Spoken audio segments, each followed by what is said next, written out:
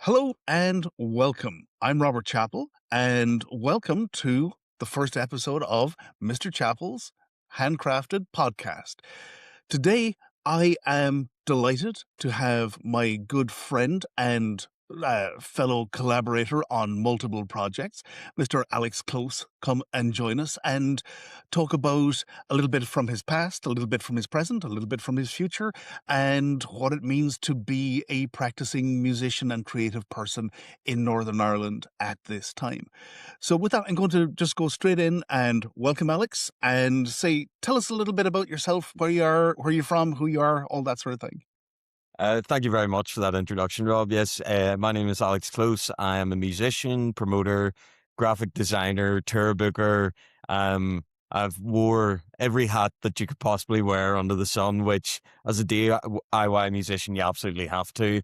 I've been in and out of bands since I was about 13 years old. And at the moment, I'm probably in a very, very strange place with all the things that I'm creating because they're all so brand new. Well, we're going to get to some of that a little bit later on, but let's do kind of the past stuff. I wanted to know, like, I know you as a musician. I've seen you on stage so many times. Um, but my question for you is, like, did you have a musical hero growing up? Somebody whose path you thought you might follow, or was just genuinely inspirational to you as, in your beginnings in music? I think for me, very young, I never really tried to idolize anybody like a celebrity and things like that because I'm a big believer in the saying that, everybody's just some bloke or just some girl or just some person. And for me, just the first sort of person that comes to mind, even disregarding all of that, would be Ozzy Osbourne. Um, which is really, really strange because I know he's had quite a checkered past, but he's one of the greats, you can't take that away from him. But I remember when I was maybe about 15 years old, my mum got me the autobiography, I Am Ozzy, and I read through that, and I probably shouldn't have been reading all of that at 15 years old. Um, but it was definitely something that gave me a bit of inspiration to be like, okay, well, this is kind of how you can do it. And, when they had their residency in Europe, that was kind of like, okay, cool. I would love to go and do that. I'm yet to do that, but maybe that's one for the future. Well, I suppose, the next thing I want to ask you about is, you know, how did you go from a love of music to actually taking up an instrument? Because, notoriously, I come from a family where they if you looked sideways at an instrument, they'd buy it for you. My parents were, well, my mother's still with us. My parents together were absolutely wonderful. They gave us every opportunity, and I failed at all of them. So I'm always in awe of, talking to musicians who had, you picked it up and you can actually make sound out of this piece of, wood, plastic, and metal. So where did this come for you? It's hard to pinpoint the moment, but like, I started off learning piano. That was the first kind of instrument that I picked up. I used to take lessons in school, and then, um, I kind of faded out from that. And then my brother had this old Strat that he didn't really play. Um, and that was kind of my first guitar, so to speak. But it's kind of weird because I had watched, I think it was a Mark Wahlberg movie, and it was the rock star. It's called Rockstar, and he was the front man of this band. He idolized this band, and I watched it. And the first thing that came to my mind wasn't I want to be a musician. It was I want to go to a concert. And then with kind of going to see live shows and stuff, and that kind of inspired it as well. That's really cool. I'm in a position where I'm in my mid 50s and I'm just in awe of the people on that other line that, just stand on that side of the stage rather than kind of me with my camera, down in the audience. And I just I find all musicians fascinating.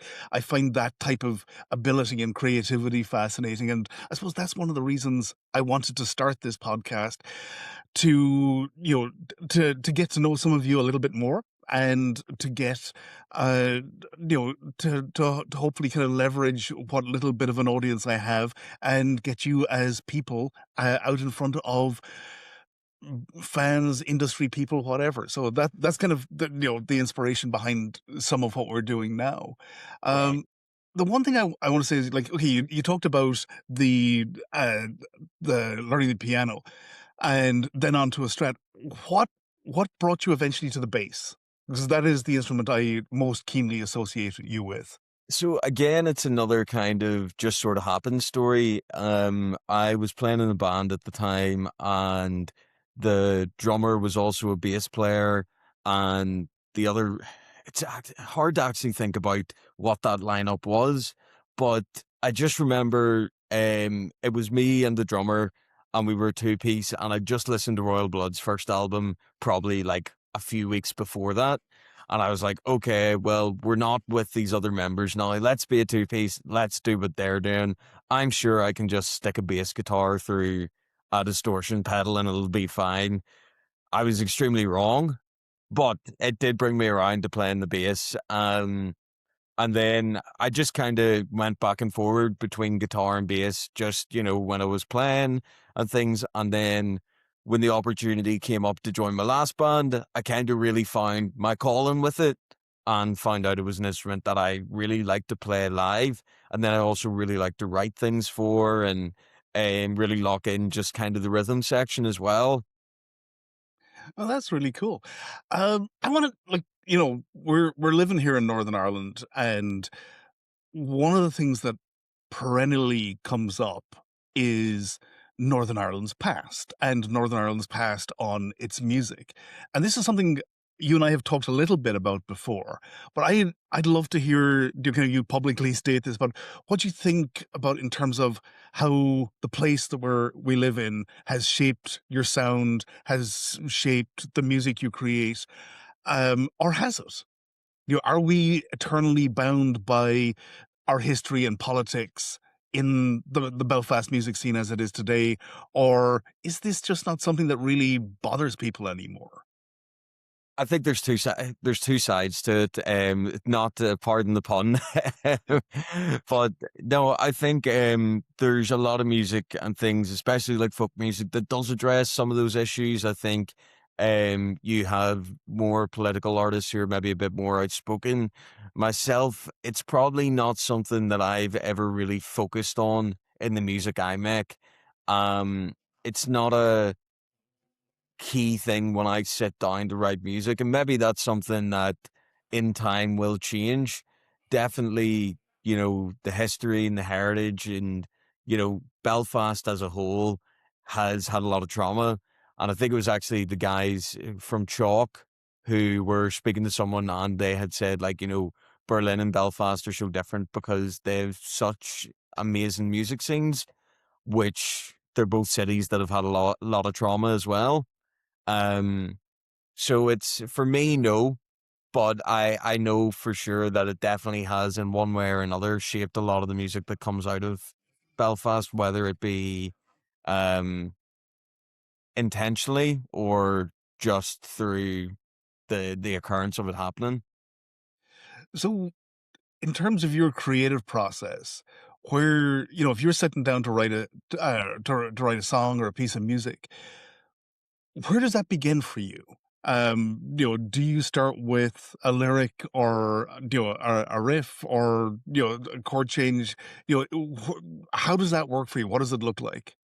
And explain in small words, because again, not a musician. Yeah. Okay.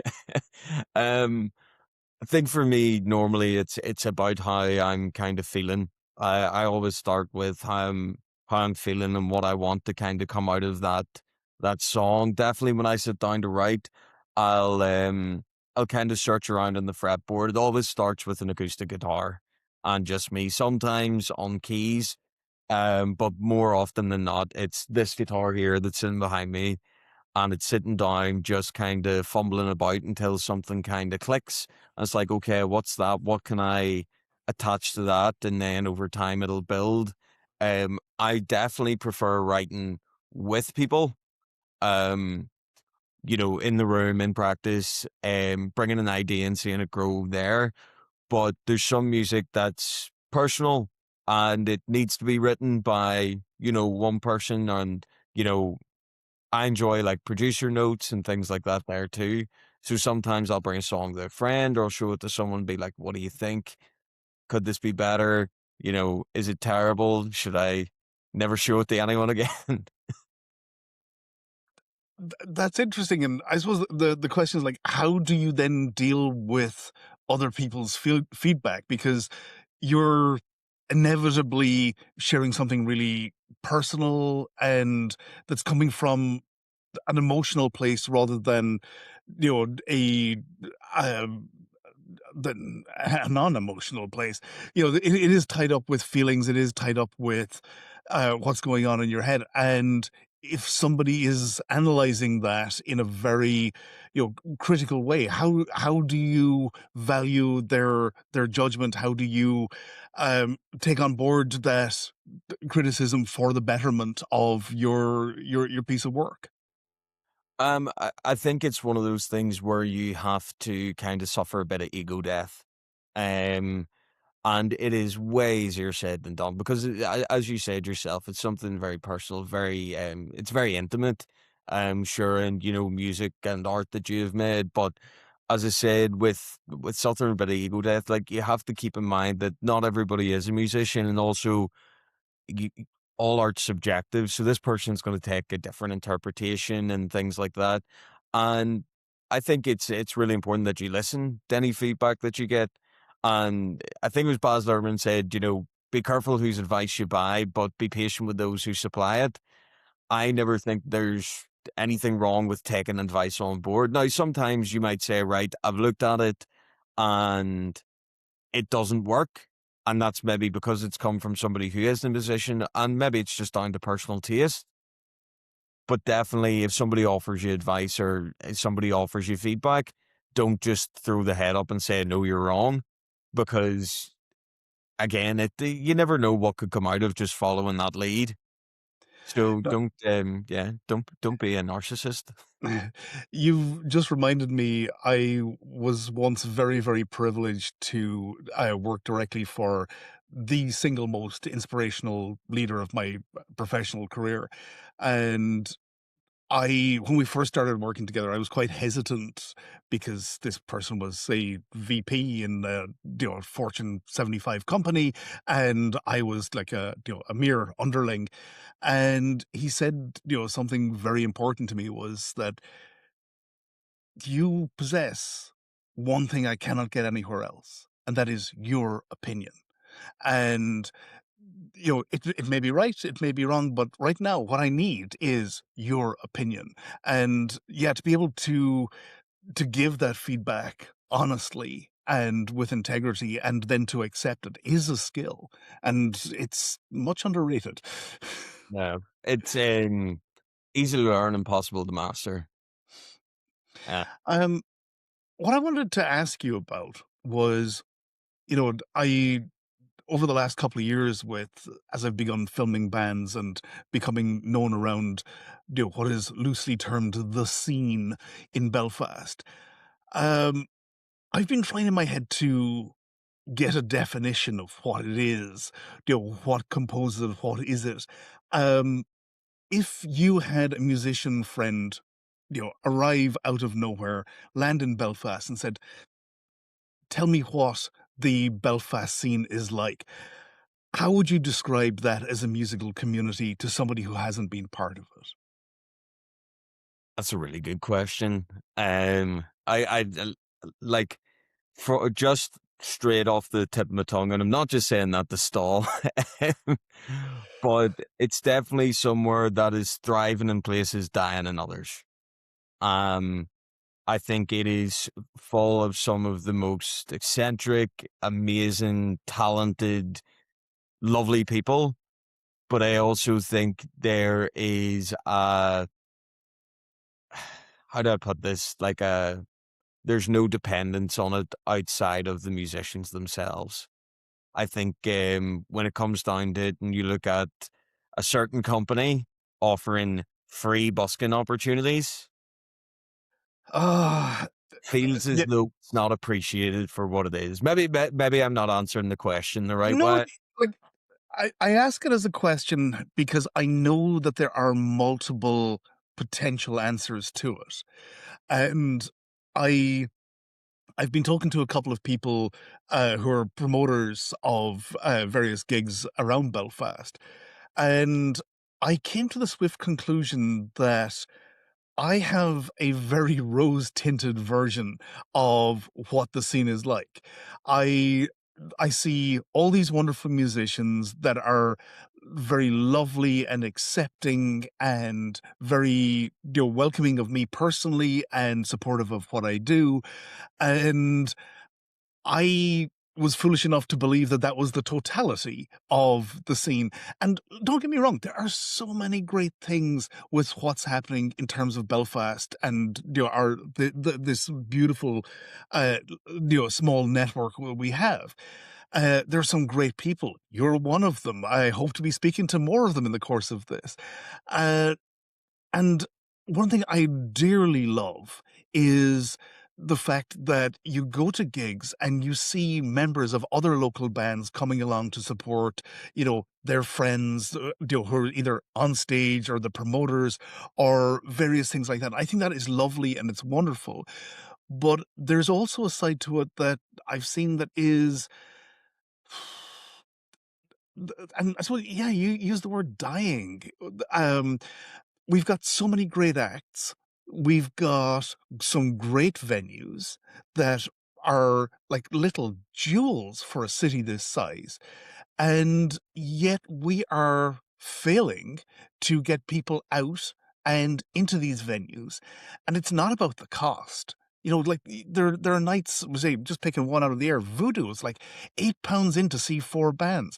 Levels, £6 to see four bands in the Mandela Hall, like one of the best venues you could imagine, kind of at that size.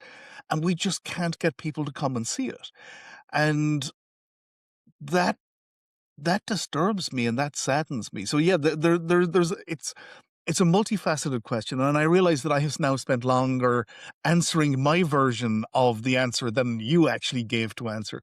Yeah. Um, But I don't think what you're saying is wrong, and especially just when you're saying about levels and things like that. I suppose with Northern Ireland, there is uh, y- it's difficult to get people out if it's not already doing well. I feel like people aren't willing to give things a chance until they're already off the ground, which is understandable because if you're going to pay money for something, you want to know it's going to be worth your £8 and things. And for some reason, when you have, a promoter who's out there being like, listen, I am putting on four of the best acts at the moment. The ticket is X amount of pounds. I am putting my name on this to say that this will be good enough for that money. And it's just a different product altogether. it is, and like this is one of the questions I want to ask pretty much everybody that agrees to come on here and talk to me, because there, at local government level, this question keeps coming up about how do we support music venues? How do we support artists? Down south, they're talking about, and I realize it's for visual artists rather than musical artists, but they're talking about a universal income so that these people can spend their time creating and not having to worry about the basics and basic necessities. And part of me thinks this has to be a way to do it. Now, obviously, there are great strides being made by, the OES Center with their their volume control program, and there's others that they do as well. But they are just one drop in this, and I I'd love there to be kind of takeaways that we can kind of sit our local representatives down and saying, doing these things will help this city grow in terms of its music. Yeah. I coming back to the they who shall not be named, um, offering free busking opportunities for a company that like is making several £1 million in profit a year, that doesn't help. that No. doesn't help anybody. That is just exploitation, and there is no other way for it. And I am sorry, but that is an utterly disgusting thing. And I'm sure they started with really great intentions. Yeah, But well, you the know part what? More than one person had to think about this. And one person along that chain of command should have gone, are we just exploiting people? It's like that meme. Are we the baddies? And yeah, they are. And I think they need to do something to restore a bit of faith and trust and love that the musical community needs and deserves. I think it's like it's two things, and the first one is ignorance, and that is just maybe unaware of what they're doing. But there's part of me that doesn't believe that. I think it's more of a mindset than just complete completely being oblivious to it. Look, The other side is you are a lovely person, and I love the fact that you are so forgiving. But when there is a meme out there, and it's not like recent, it's so old that it's been around quite some time. The whole thing, you can die from exposure. Like, nobody can honestly say, "Oh, we didn't think it was a big deal. We thought we were genuine." Like the whole thing about exposure does not pay your rent, your mortgage, your kids' school fees. It doesn't put strings on your guitar. It doesn't do anything. And, speaking as a person who has done so much stuff for free that is supposed to be for the good of the community, for the good of the discipline, for the good, it's never been for my good. I've never gotten paid for so many of these things. And now I'm at a place in my life where I'm going, you know what? Don't do what I did. Don't give up stuff for free. yeah. Um, Um, I think as anyway, well. and Yeah, but I, like I, I knew this was going to be a question that I wanted to talk to you about. I want to talk to a lot of people about, yeah, but but I also want to move on. yeah. Well, Um, because we really should. And I want to move on to talking to you about your future. And kind of ask you that the broad question is like, what are you working on right now? And what in it is exciting for you that you want to and can tell us about? yeah, I'm glad you specified what I can tell you about, because there are some things that I never like to play my hand too soon. So it's one of those things where I don't want to scream and shout about it on the off chance that it might not Yeah, but transpire. you But can't tell me about Saints. I can tell you about Saints. So Yeah, tell me about Saints. Saints is out in the open. Saints is an alt rock band that was started and I sort of joined up. It's funny how it came about. Myself and Tyler Michael, he is the frontman, formerly Tyler Michael in the 41s. He and I have known each other for better part of maybe 10 years, maybe a wee bit less, maybe a wee bit more. He and I used to gig together in Belfast. We played with our previous bands together, and we've always just kind of been friendly. Once I departed my last band, it just so happened that his kind of country career had, he was putting a close on that chapter or a hold on it. And he messaged me and he says, "Hey, do you want to start a band?" And I was like, "Yeah, absolutely. I've other stuff going on, but this sounds interesting." So he sent me a few of the tracks that they'd been working on and told me about the name. And a lot of this stuff was Tyler's idea. So I'll give him his flowers. A lot of the music was also by Steven, our guitarist, and Tom, our drummer. And these guys have been playing together for a while. So when I heard the tracks and everything, I was very excited to kind of get into the room, and I got down, met with the guys, and just a lovely bunch of dudes, very open to feedback and things, which in itself is a skill, open to looking at things differently, and definitely the collaborative side of it is really, really strong, which I'm really happy about. And we've got our first show coming up in would have been 6 weeks to the yesterday of when this podcast was recorded. I don't know if you're going to disclose the dates and that. Give me the But dates, and I will try to get this edited out before it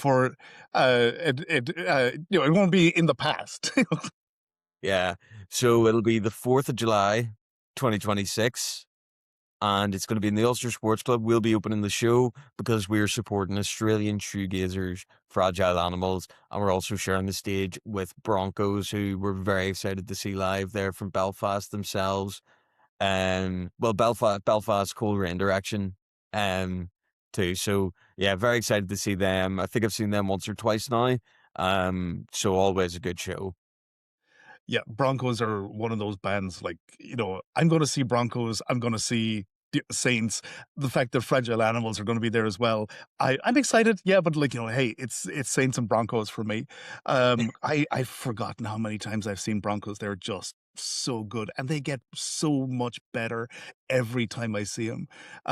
They're one of those bands that I have filmed several times, and every time is beautiful, every time is wonderful, and every time is loud. They are just brilliant. And you could not get three sounder guys than the members of that band. They're excellent. So yeah, I'll be there. I'll be with cameras and expecting to have a ball. And yeah, very much looking forward to that. Yeah. So, as we're coming to the end, I want to get a little bit philosophical, and it's kind of a little bit of a cornball question, but it's a one that I think can give you an opportunity to show the depths of your thinking, and that is the simple one of what piece of advice for people would you give for anybody considering, if they're kind of like in their teens and they're thinking of, hey, maybe music is my future. What would you say to them right now? Good intentions don't compound. You have to take action, and that can be small or big. But I always say put 15 minutes of every day into getting better or practicing or researching a venue or a band or something like that there, because that'll compound and that'll make the difference. But if you just sit in your ass and say, oh, I would really like to do this, or I'm gonna do this, and yeah, actions speak louder than words. I think a lot of people will tell you that they're gonna do this and they think they're gonna play Wembley and they're going to the moon, but honestly, I've seen so many people say it and I've seen very few do it. I didn't know how you were going to answer that, but the answer you gave, in the very best sense, does not surprise me because, and I take it you don't mind me mentioning that you are also my youngest kid's guitar teacher, and I can tell you, Kat adores working with you. And the one piece of advice you have given time and time again is you spend 15 minutes a day working on this. And we were talking over dinner. I said, going to record this with Alex tonight. And I said, by the way, you doing your 15 minutes a day? And they're, I'm doing more than 15 minutes. But yeah, it's wonderful advice. It's great advice. And I thank you for it. So, this is the last segment where I have asked you to think up a question for me. So, what have you got for me? Yeah, I toyed with this one kind of a wee bit, but I think I'm gonna go because it's the first one. I can get away with it, and it means that nobody after me is gonna ask this question. So, you filmed what was it last year? 240 bands. By now, it's about 330. I think it was like 240 last year. Yeah. And yeah, we're only in May so far. So, yeah. So let's say 300 plus bands. Okay, there's been good ones, there's been bad ones. But what is one whenever anybody asks you that sticks in your mind for any reason, Okay. whether it's good or bad, but just the first one that comes to your mind all the time? The first thing I'm going to say to you is I've not filmed any bad bands. I filmed bands that maybe I don't completely care for their music. Mhm. But you know what? There's never been a band or a solo performer that I went, "Oh, they're rubbish." Yeah. Because there is nobody getting on a stage in this town that doesn't have talent. There are so many gates and barriers, and the field is so wide that any promoter or venue has their pick of great bands. And this is across genres. So yeah, I've never filmed a bad band. Um, and Yeah, I think my last count was like 335 videos that have been released. I've got another 20 or so that haven't been for various reasons. And you gave me the outline of the question earlier, and I thought, oh, how do I even go about this? And we've joked in the past that I have two favorite bands. It's the band that was on stage last and the band that's coming up next. But like standout performances, you know, there are bands like, for example, Strange New Places that I regularly weep through. Like I'm holding the camera and my face is streaming with tears because I love their songwriting. Like Final 13 are another band that just their energy moves me every time I see them. But still, the one band that came to mind when you asked that question was a West Belfast hardcore band called Adrenochrome. I filmed them twice now, and I feel free to tell you this story because I've actually told them as well. I saw them for the first time in Voodoo in September of last year, and so it was like one of the Voodoo sessions Yeah. evenings, and there you know what you're going to get from Voodoo is like 3 4 acts. They tried to vary them a bit, but this was going to be their first, like, kind of all, kind of the harder end of the musical spectrum. I turned up and I'd talked to everybody in advance. Everybody was kind enough to say, yeah, come film. And then Adrenochrome came on the stage, and for the first time since I had started filming bands in this insane little hobby of mine, I didn't feel that I was filming a band or like I was filming a band for the music historians of the future. I felt like I was collecting evidence for a trial at some date in the future. The band were so amazingly aggressive on stage. The music was aggressive. The lead singer, in the way that he spoke to the audience, was they're gonna kill him. They're gonna kill that guy. And the audience was like the dancing, the movement, the feel. I just thought somebody's going to die here, and it may be the overweight, middle-aged, beardy guy with the camera. And the show ended and they came over to me and they were the nicest bunch of guys you could possibly meet. And I remember that show fondly, but with still an amount of terror. They're a brilliant band. I want to see them going places. I want to film them again and again and again. Um, they're outstanding, but that first encounter with them was utterly terrifying. So Yeah. I'm going to end it on that. And I thank you, Alex, as my guest. You have, when I thought about doing this, I thought, well, there can only be one first guest. Yeah. And, you know, as I've said to you before, there are certain people you think of. And for example, when I needed a, uh, uh, a poster for the film we did at the beginning of this year, you were the person I thought of first.